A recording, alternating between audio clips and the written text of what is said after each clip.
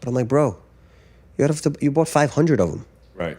When you sell 100, that's what kills you is the when you MOQs. sell 100 and then you get 400 away. Exactly. How much do you actually make? Making product is not really what I do. You could get T-shirts printed anywhere or hoodies or whatever.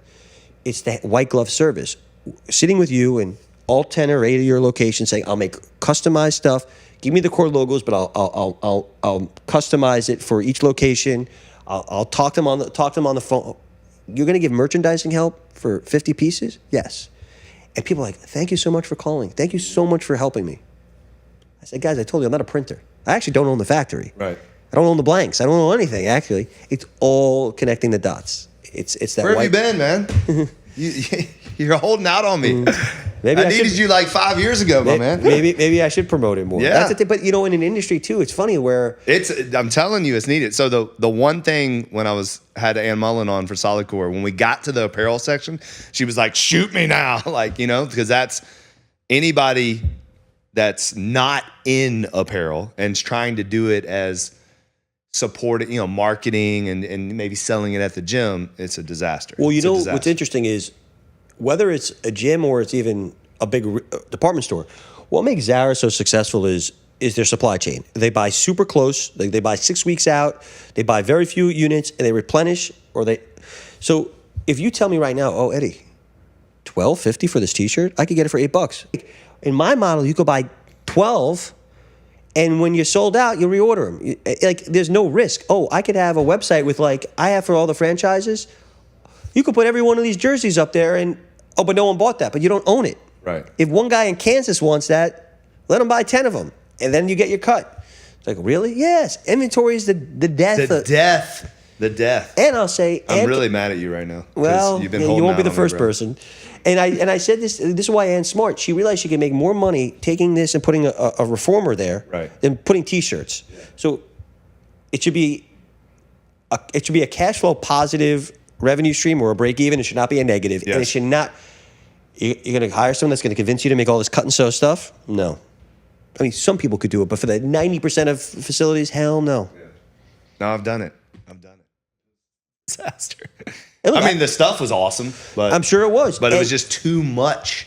It's too much, and also, people are like, I'll call them and they'll be like, "We want to make leggings." I'm like, "Bad idea." I said, "You're going to be better than Lulu. Right. You're going to be." But what happens is, and it's hard because they hire a 32-year-old from PVH whose job it is to make themselves relevant. And I'm like, you don't need this person. Take these blanks. We'll hit it, and you want a legging, okay. You're not going to beat them on that. You want a cropped hoodie that says XYZ on it. Right, exactly. XYZ X High Rocks, XYZ Breast Cancer Month, right. Pride Month, whatever it is. It's merch. Yep. It's merch. That's the key. Is don't do apparel, do merch. So now look, SoulCycle in its heyday was selling their product in Bloomingdale's and stuff. That's a brand. Mm-hmm.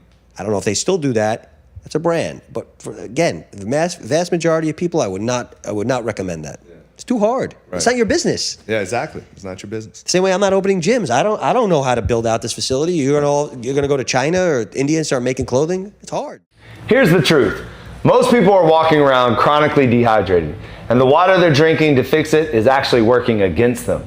It's stripped of minerals, or it's loaded with contaminants and microplastics, and it's all coming from these plastic bottles. So you're drinking more, but you're getting less.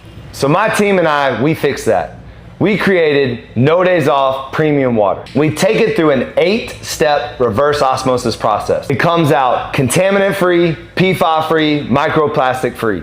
Then we put back what your body actually needs: calcium, magnesium, and potassium. The electrolytes you sweat out and the minerals that run over 300 reactions in your body. We balance it to an 8.1 alkaline pH for hydration that works at the cellular level. And we can it in aluminum, never plastic. So nothing leaches out into your water and nothing sits in the landfill. That's the hack. Hydration done the right way. Not more water, better water. But I'll be straight with you. Water is only half of it.